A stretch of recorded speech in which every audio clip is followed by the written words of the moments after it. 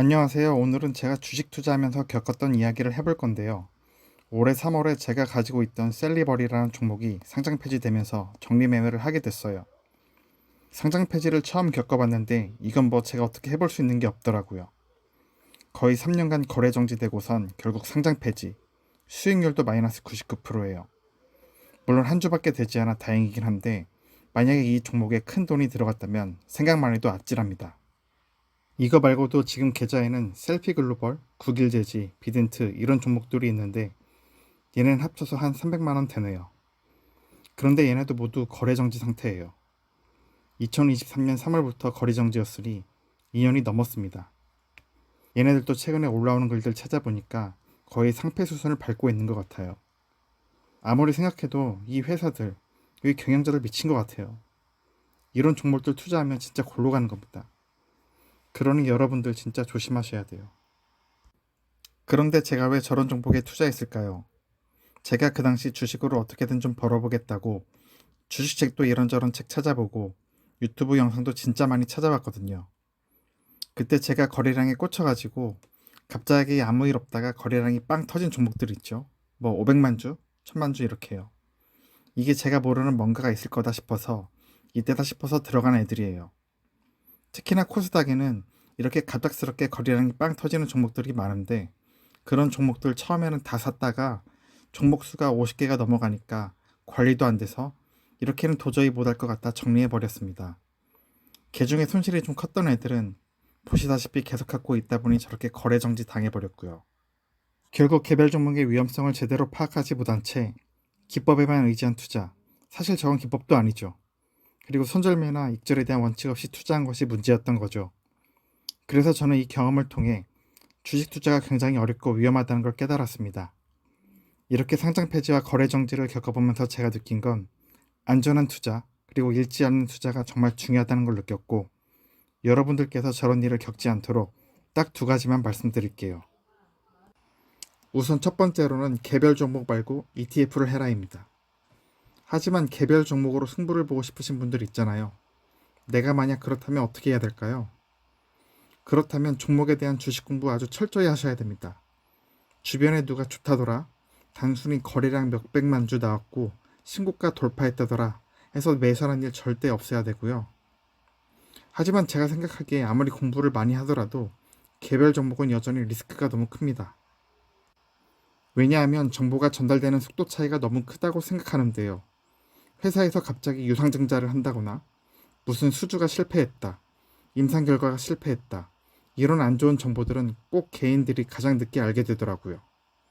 정보 전달 말고도 내가 산 종목이 시장에서 외면받는 업종이 되면 아무리 시가총액이 높아도 주가 빠지는 수준이 마이너스 70, 80%까지도 갑니다. LG생건, 아모레퍼시픽이 그랬고요. 요새 좀 올라가긴 했지만 카카오도 그랬어요. 보세요. LG화학, 포스코홀딩스 몇 년 전까지만 해도 시가총액 10위 안에 드는 굉장한 회사였는데도 이래요.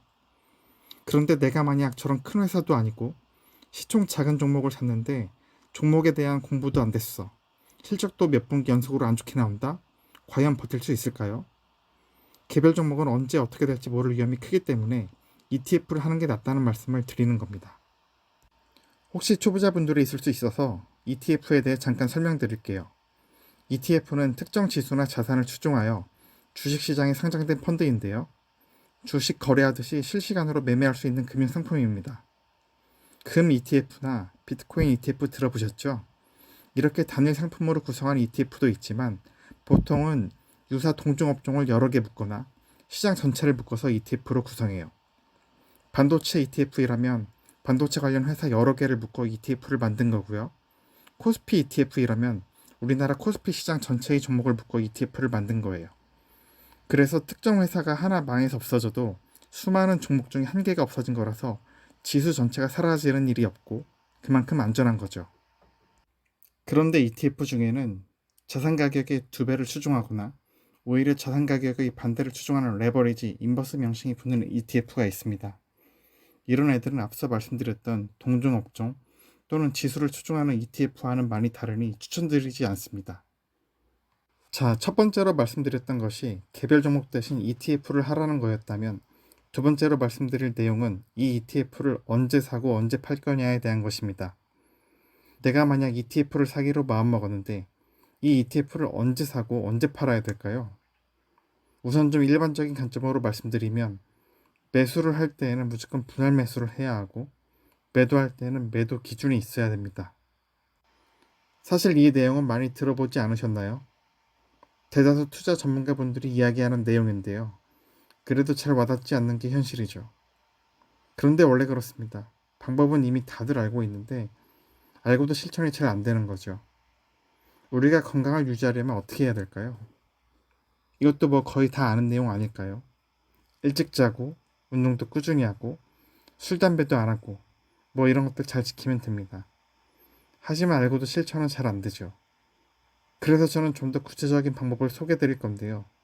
앞서 얘기한 매수와 매도를 어떻게 해야 되는지 구체적으로 설명드린다고 보시면 됩니다. 사실 이 방법은 제가 생각해낸 방법은 아니고 달러 투자로 유명해지신 박성현 작가님이 쓴 세븐 스플릿이라는 책에서 소개한 방법인데요.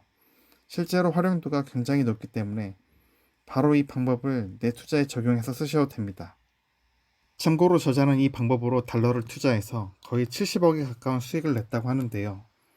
이걸 말씀드리는 이유는 이 투자법이 근본 없는 투자법이 아니라는 것과 오히려 잘 생각해보면 투자의 기본 원칙인 쌀 때 사서 비싸게 파는 것을 꾸준히 실행하는 투자법이라고 생각합니다. 그렇다면 실제로 어떻게 투자하는 걸까요?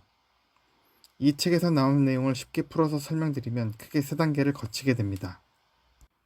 가장 먼저 투자금을 나누기, 그리고 나눈 투자금을 가지고 언제 매수하고 매도할지를 미리 정하기, 마지막으로 정한 방법대로 운영하기, 이렇게인데요. 엄청 간단하지 않나요? 투자금을 나누는 것은 책에서는 7덩어리로 나누라고 합니다. 7덩어리 중에 하나에는 40%를 배정하고 나머지 것들에는 10%씩 배정을 하는데요. 예를 들어 1000만원이 있다면 첫째 덩어리에 400만원, 나머지는 100만원씩 이렇게 나누는 거죠. 두 번째로 각 덩어리별로 언제 매수하고 매도할지를 미리 정하는 건데요. 우선 매수부터 정한다면 첫 번째 덩어리는 현재 기준으로 바로 매수를 진행하고 두 번째 덩어리는 처음 매수한 가격 기준 마이너스 5%가 되면 매수하고 세 번째 덩어리는 마이너스 10% 되면 매수, 네 번째 덩어리는 마이너스 15% 되면 매수, 다섯 번째 덩어리는 마이너스 20% 되면 매수, 여섯 번째 덩어리는 마이너스 30%, 일곱 번째 덩어리는 마이너스 40% 이런 식으로 정하는 거예요.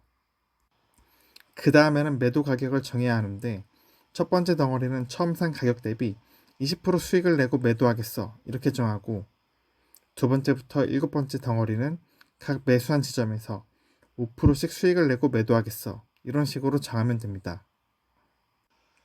그래서 이렇게 설정하면 실제로 어떻게 될까요?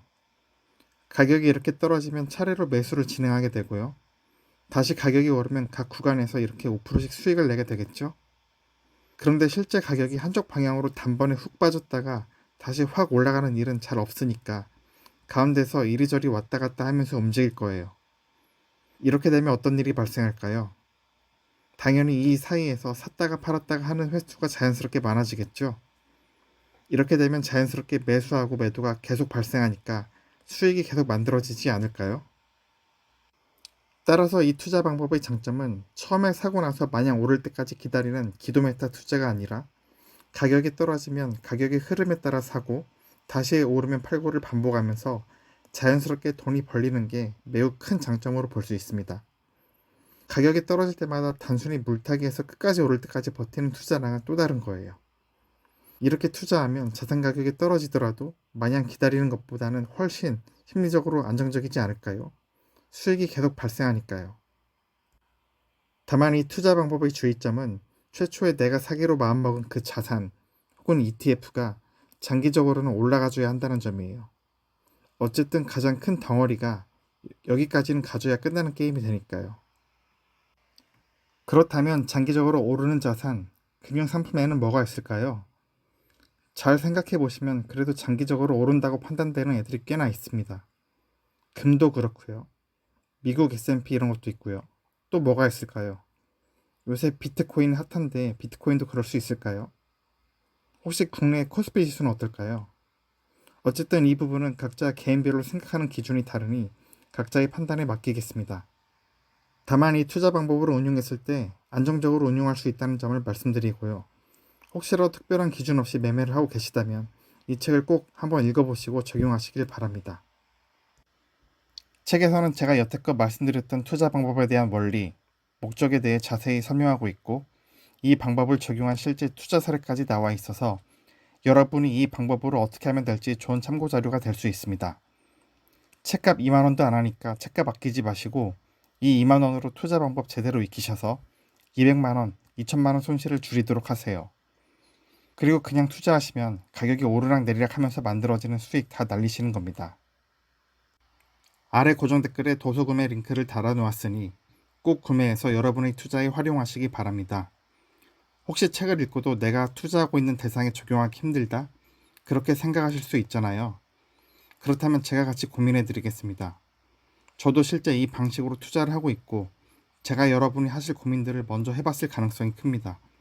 그런 내용이 있다면 댓글로 남겨주세요. 그럼 마지막으로 오늘 영상 내용 정리해 보겠습니다. 첫 번째, 개별 종목은 리스크가 너무 크니 ETF를 투자하자.